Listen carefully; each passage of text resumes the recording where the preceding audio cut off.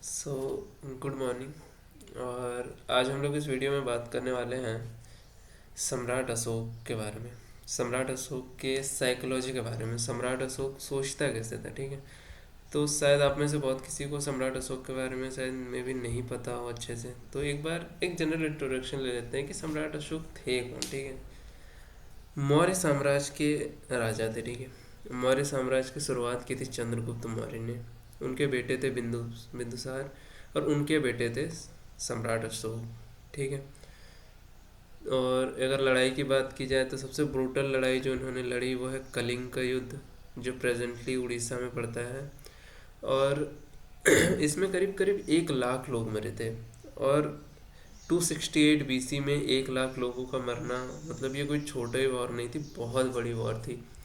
और इस जंग में इतना खून देखा अशोक ने, इतना खून देखा ना कि यार, जिससे उनका पूरा माइंडसेट चेंज हो गया, ठीक है।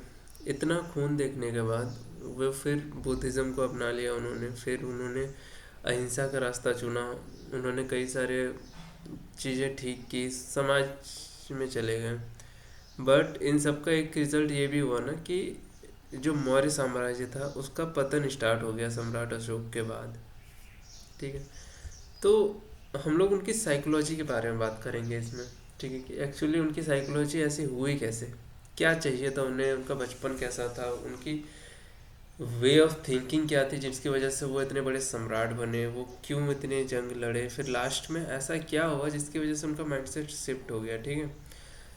तो सम्राट अशोक को ग्रेट पावरफुल लीडर या फिर किंग बोलने में कोई वो नहीं है, वो थे, ठीक है।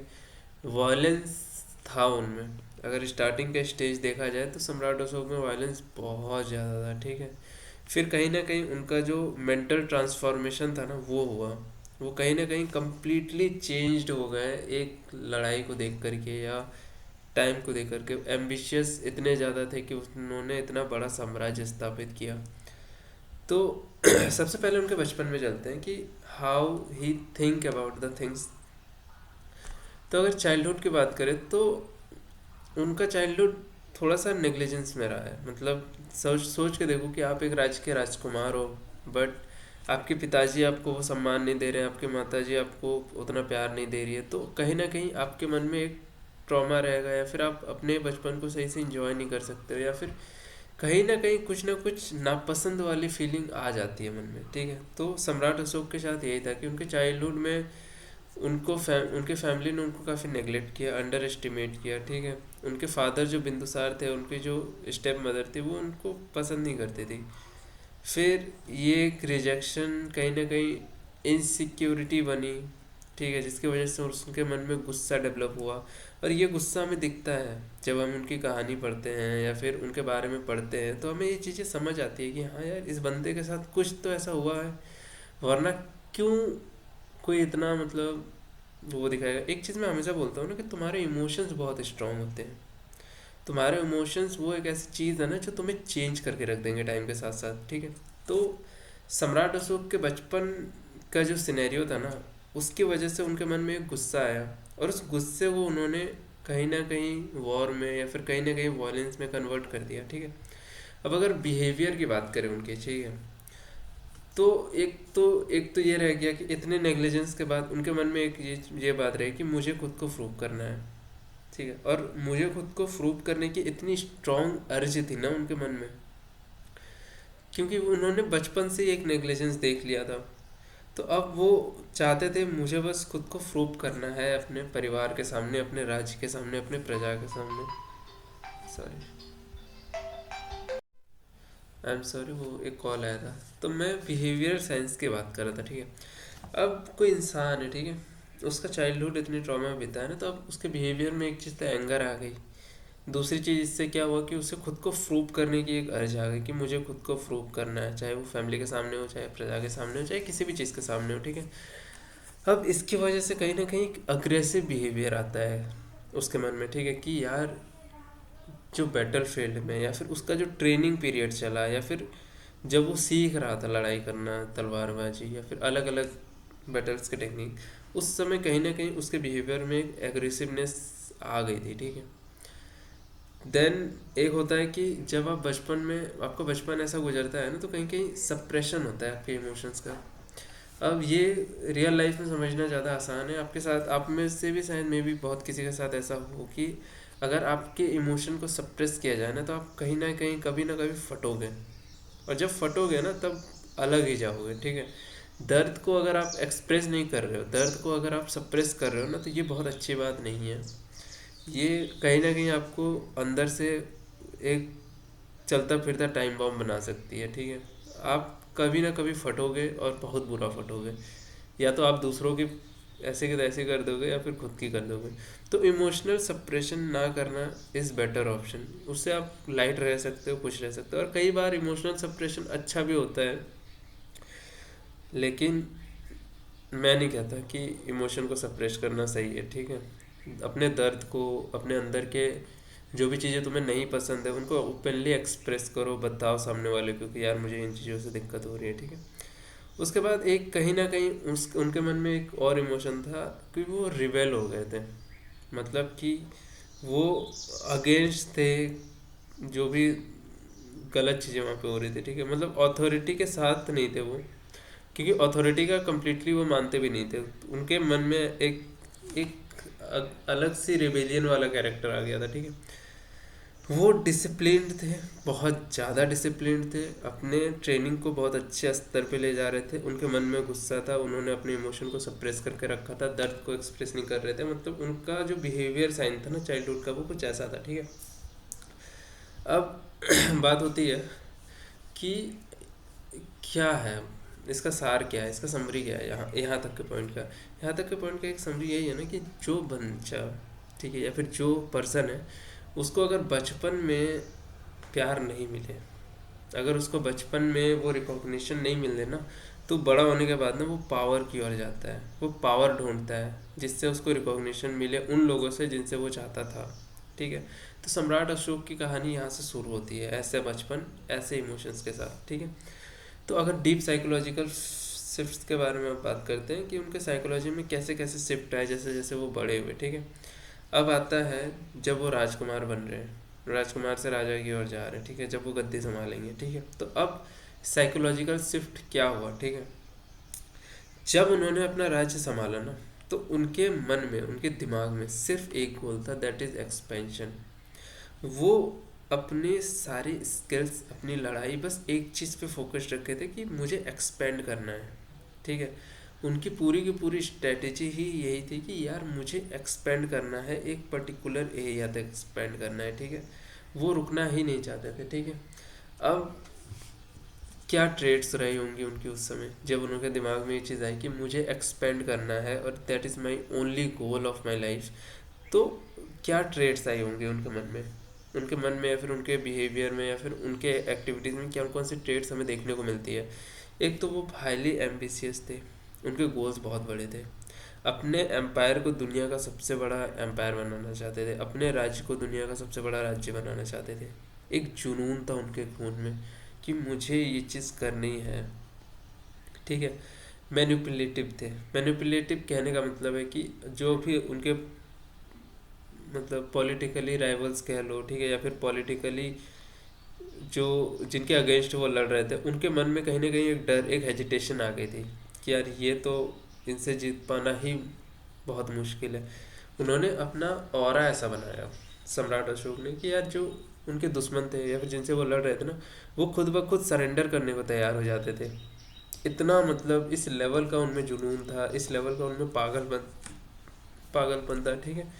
देन जब ऐसा कोई इंसान उभरता है ना जो थोड़ा अंदर से टूटा हो, जो अपने गोल के प्रति बिल्कुल पागल हो, और वो राजा हो, उसके पास ऑथोरिटी हो, उसके पास पावर हो, तो वो इमोशनली कहीं ना कहीं डिटैच हो जाता है, ठीक है। सोच के देखोगे कलिंग के युद्ध में 1 लाख लोग मरे थे, इसने भी तो मारे होंगे। सम्राट अशोक की तलवार से ना जाने कितने लोग मरे होंगे। सोच के देखो।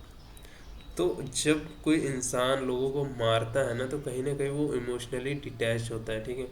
मास किलिंग इमोशनल होके नहीं हो सकती है। जो गिल्ट है ना सम्राट अशोक के मन में, वो था ही नहीं उस समय जब वो लड़ रहे थे। वो उनको नहीं फर्क, किसी के जान की परवाह वही करेगा ना जो उसका जो इमोशनली स्टेबल हो या फिर इमोशनली डिटैच नहीं हो, ठीक है। जो बंदा इमोशनली पूरी तरह से डिटैच हो उसके लिए मास किलिंग करना थोड़ा आसान हो जाता है, ठीक है। देन एक तो था कि एक होता है उनमें, एक और चीज़ थी कि वो वैलिडेशन सीख कर रहे थे कहीं ना कहीं। वैलिडेशन सीख करने का उनका बिहेवियर में दिखता था, ठीक है। अपने एग्जिस्टेंस को जस्टिफाई करने के लिए वो एक के बाद एक के बाद एक के बाद राज्य जीते जा रहे थे, एक के बाद एक के बाद एक वॉर किए जा रहे थे, ठीक है। उनको एक्सपेंशन क्यों करना था? उनका एक्सपेंशन करने का रीज़न ही यही था कि वो कहीं ना कहीं वैलिडेशन चाहते थे कि मैं इस दुनिया का सबसे बड़ा एम्पायर बनूंगा, ठीक है। और अगर इनके पूरे लड़ाई वाले में सबसे फेमस लड़ाई अगर देखी जाए ना तो कलिंग का वॉर था जिसमें लाखों लोग मरे, ठीक है। और जिन्होंने, जिस वॉर ने इस इंसान को बदल के रख दिया जो ये था, ठीक है। तो एक चीज़ है ना कि अब इस वाले पॉइंट से क्या ही समझ में आता है, ठीक है। जब किसी इंसान पे पावर का नशा चढ़ता है ना तो वो इंसानियत भूल जाता है, ठीक है। पावर इंटॉक्सिकेट्स, समझ रहे हो? अगर आप बहुत ज़्यादा पावरफुल हो ना तो कहीं ना कहीं आप इंसानियत भूलने लग जाते हो। वो घमंड बोल लो, वो अहम बोल लो, या फिर वो चीज़ जो है ना वो दिमाग पे चढ़ जाती है, ठीक है। उसके बाद आप इंसानियत से एक लेवल ऊपर चले जाते हो, आप मानते नहीं हो क्या सही है क्या गलत है। तो सम्राट अशोक का जब वॉर वाला पीरियड चल रहा था ना तो उनके दिमाग में, उनके मन में ये चीज़ें चल रही थी, ठीक है। देन आता है टर्निंग पॉइंट, ठीक है। कलिंग के युद्ध में लाखों लाशों को देखने के बाद अपने अंदर के गिल्ट की आग जो थी ना उनके मन में, अब तक तो वो लड़ रहे थे, अब तक तो वो एक्सपेंशन कर रहे थे, बट इतना ब्रूटल लड़ाई देखने के बाद, इतनी लाशों को देखने के बाद सम्राट अशोक के मन में पहली बार गिल्ट आया कि ये मैं क्या कर रहा हूँ, क्या ये करना सही है। और जब ये सवाल उन्होंने अपने मन से पूछा ना तो उनको कुछ जवाब मिले कि यार कहीं ना कहीं चीज़ सही नहीं है, लोगों को मारना, इतनी हिंसा करना, कहीं ना कहीं ये चीज़ सही नहीं है, ठीक है। इसको साइकोलॉजिकल लैंग्वेज में बोलते हैं PTSD, post traumatic stress disorder, ठीक है। इसका मतलब है कि रातों को, मतलब इस केस में क्या होता है ना, पीटीएसडी में तुमको रातों को नींद नहीं आएगी, तुम थोड़े स्ट्रेस में रहोगे, हेलुसिनेशन होगा। अब अशोक के केस में उनको फ्लैशबैक्स दिखती थी वॉर की, मतलब वो इस पोस्ट ट्रॉमेटिक स्ट्रेस डिसऑर्डर के पेशेंट थे, समझ लो, ठीक है। देन उन्होंने खुद से नफरत करना स्टार्ट कर दिया कि मैं एक इतना बुरा व्यक्ति हूँ, मैंने इतने लोगों को जान से मारा, मेरे अंदर इमोशंस नहीं है, मेरे अंदर ये नहीं है, ये नहीं है, ठीक है। फिर उन्होंने जब खुद से एक सवाल पूछा ना क्या मैं इंसान हूँ या राक्षस, तो कहीं ना कहीं उनका जो गिल्ट है ना वो उनको जवाब सही से देने भी नहीं दे रहा था, ठीक है। इसके बाद जब ऐसा कोई इंसान टूटता है ना तो वो कहीं ना कहीं अब स्पिरिचुअलिटी की ओर दौड़ता है।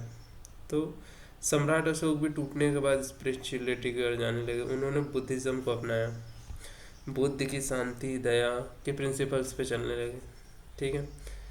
अब इसमें एक चीज़ समझ में आया कि उनका बचपन स्टार्ट हुआ, बचपन की वजह से उन्होंने जवानी में इतना मारकाट मचाया, और उस मारकाट की वजह से वो एक ऐसे लेवल पे पहुंच गए ना जहां उन्हें अपनी गलतियों का एहसास हुआ।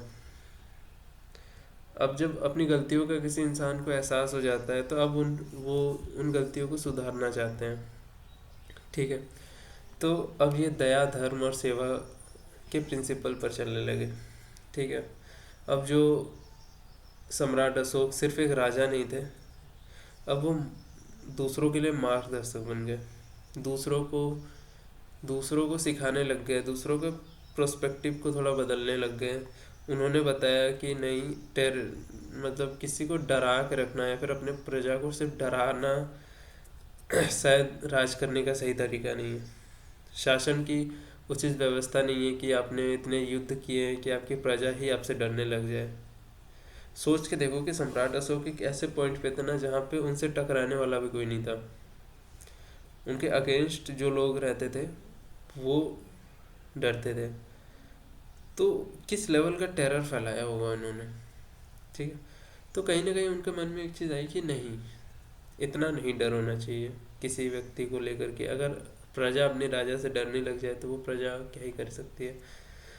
तो कहीं ना कहीं फिर उन्होंने अब इस फेज़ में उनकी लाइफ का, जब वो वॉर से बाहर निकल गए, तो इसमें उनको कंपैशनेट लीडरशिप वाली क्वालिटीज़ दिखी। हॉस्पिटल्स बनाए उन्होंने, रोड बनाए, ट्रीज लगवाए, सब ह्यूमन वेलफेयर पे काम किया, एनिमल वेलफेयर पे काम किया, सब कुछ प्रजा की भलाई के लिए, प्रजा को खुश रखने के लिए करने लगे। उसके बाद उन्होंने धर्म के बेसिस पे अपना राज्य चलाया कि क्या उचित है, किसको सजा देनी चाहिए, किसको सजा नहीं देनी चाहिए। धर्म का मतलब होती है सच्चाई। जो चीज़ सच है वो सच है, और जो चीज़ अच्छी है वो अच्छी है।